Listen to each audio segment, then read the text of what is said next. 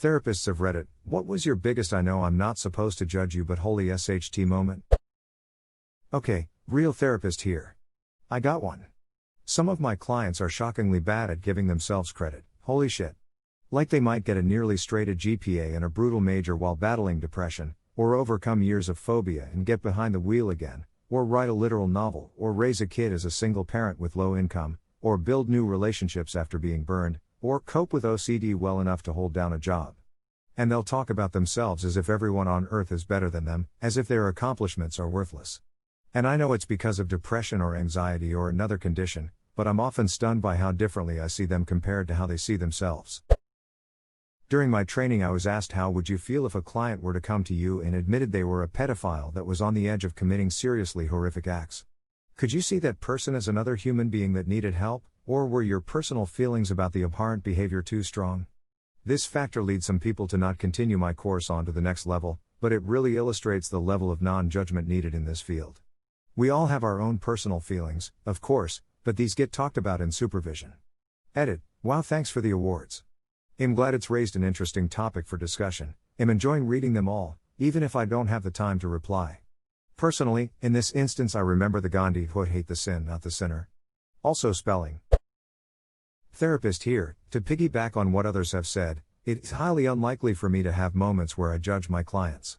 It happens sometimes, but I'm able to shut down those thoughts quickly in my head and return to being present for the people I see. People are so incredibly complex that my judgment wouldn't have any meaning anyway, and it doesn't have a place in our work together. I will admit though, something that does get me feeling a little salty is when I have a client's parent that attempts to sabotage the therapeutic relationship I have with their child, or pulling them out of therapy entirely when some of the things we talk about challenges some potentially unhealthy family dynamics. I don't feel anger toward the parents, mostly I feel bad for the kid. Edit, wow. All I have to say is that I am incredibly humbled by all of you that have shared your stories. Even though these moments are so steeped in pain, what hits me is the incredible amount of strength present in spite of the upbringing and parents many of you have had. My God, it's like you're describing my mother. She let me go to therapy a grand total of 2 times while I was depressed and suicidal at 17. The second time the therapist asked her to come in to talk to her about how I was feeling, and she started crying to him about how my feelings made her feel sad and how much it affected her. I never even cried in my sessions. Then he told her she might like to consider letting me go out with friends more and have a better social life, and then she took me home and told me I manipulated him into saying that to her. A few weeks later I tried to commit suicide, and her response was to take me out of therapy and off the medication because in her mind that was what caused my episode and not her and my father being pricks to me. Edit, Jesus Reddit, I did not expect all these replies. I am totally out of this situation and do not live with or speak to my parents anymore. I cut them off relatively recently and am working through it, but seeing the outpouring of stories, kindness and love in this thread has truly made me feel heard and validated for the first time that she really was as bad as I remembered. Thank you for that smile. Also want to say if any of you guys need to talk, my inbox is open. I can't reply to every single one of these, but know I'm reading all of them and that I hope you're all better now. You deserve unconditional love and kindness. Ducking hell. Sorry to hear that, mate. I hope you're doing a bit better now and don't live with them anymore. I don't like people diagnosing others over the internet, but that sounds an awful lot like narcissism to me. That post shook me because it was almost word for word my experience the first time I tried therapy while living in an abusive, narcissistic home. After 2 sessions, the therapist and I deemed the obvious that if we were going to make progress, we needed my narc mom there. She refused, said I had manipulated the therapist, and took me out of the sessions. Did I mention my mother was also a therapist?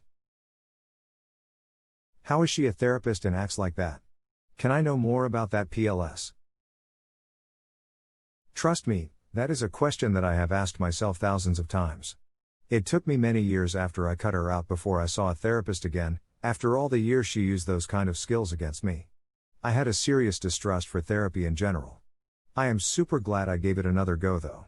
Been seeing the same therapist for 3 years now, and I consider her a vital part of my support structure. When I was underage, I got caught with a drink on Bourbon Street and got a minor in possession. I was telling my therapist about it, and said that the police caught me with a hand grenade in New Orleans. He didn't realize that a hand grenade was a type of drink, and it was funny to watch him try to process that his patient might have just casually told him that he had been caught with a fragmentation grenade. He took a big long pause and said, "Where did you even find a grenade?" I realized the misunderstanding quickly and corrected him. But for a moment he definitely was thinking, holy shit, how do I deal with this? At last I have a similar story. So this was back when I was in my first year of engineering study and I just thought that the materials paper was the shit. I especially liked the whole steel section, and at the time my depression and general situation wasn't amazing, so it was one of the things sort of keeping me going, you know. So of course when my therapist asks about my passions and goals I said, well, I like steel. And she paused and said, okay. What do you like about stealing? This poor woman thought I had pulled out some surprise kleptomania late in the game. Luckily, like a good therapist, she was non-judgmental but still obviously relieved when I corrected her. Steel is duckin' great, buddy. I too am the nerd that likes learning about metallurgy and steel compositions. I was reading a bit about nitrogen steel recently, and that stuff is pretty cool. Edit, shout out to you Tin Snob for providing the link to a kick-ass website where you can learn this stuff. Tell me more about nitrogen steel. I have a background in physics, so don't hold back on me. Oh God. I don't, so we'll see how well I explain it. People have recently started using nitrogen as an alternative to carbon in steel. It allows for a more oxidation-resistant steel, meaning theoretically less post-heat processing. I believe it also allows for a higher hardness than traditional carbon steels. The problem previously was the volatility of nitrogen not allowing enough saturation. However, adding chromium and pressurizing a nitrogen atmosphere have allowed manufacturers to get up to 3% mass. Unfortunately, the chromium required makes pretty much all high nitrogen steel stainless, which is always more difficult to work with. The reason there was a new article to read was that apparently through particle metallurgy and static pressure, people have made a more simple alloy like you can find in plain carbon steels. Which could mean a replacement of carbon in most steel, instead of just high chromium stainless. It probably won't, but it could. And I like that thought. I work with youth and adolescents who have anxiety, trauma, and/or depression. Some of the kids I worked with had some pretty severe attachment issues. Regardless of this, I never thought I'd have to seriously explain. 1. You can't just buy a straitjacket for your kid. 2. Feeding your kid ultra spicy ramen each night instead of the meal everyone else is eating isn't specifically defined as abuse, but you have to understand the emotional abuse that this causes. 3. Your kid isn't trying to kill you because they stand in your doorway at night crying. That's likely because they're scared of their traumatic nightmares, but feel like you will just yell at them if they wake you up. Edit, removed a phrase. Edit 2. Thank you all for your questions and support. This case has really helped to shape my approach to therapy, and has highlighted the importance of healthy communication between parents and kids. My number 1 tip, don't let someone else tell you how you feel. Think. If someone says, "You're angry with me," or something to that effect, ask yourself if you really are. If you're not actually angry, then don't spend a second more on it. A lot of kids' family members get hung up on trying to justify their own actions according to someone else's perception. Edit 3, fix straitjacket spelling. No, it's not a jacket for sexual orientations. As a therapist, at what point do you have to inform the authorities when the family display abusive behaviors towards their children? Not up, but I'm a child therapist. We report to the state any time we suspect abuse.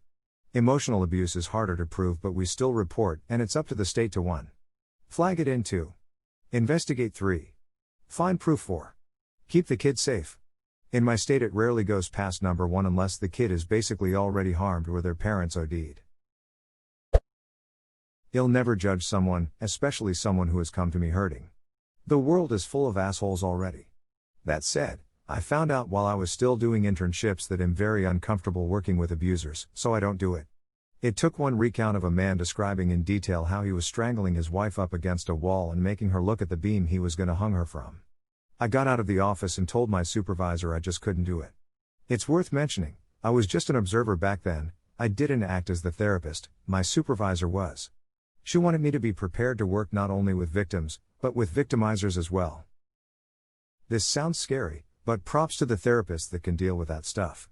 That dude seriously needs help, but the fact that there are people out there willing and able really shows how far we've come as a society. This is it. Everyone says X needs help and pawn them off to the system. But what do they think the system is? People helping these individuals. Those people are actual humans too. Preach. We gotta take care of our healthcare workers, mental health included.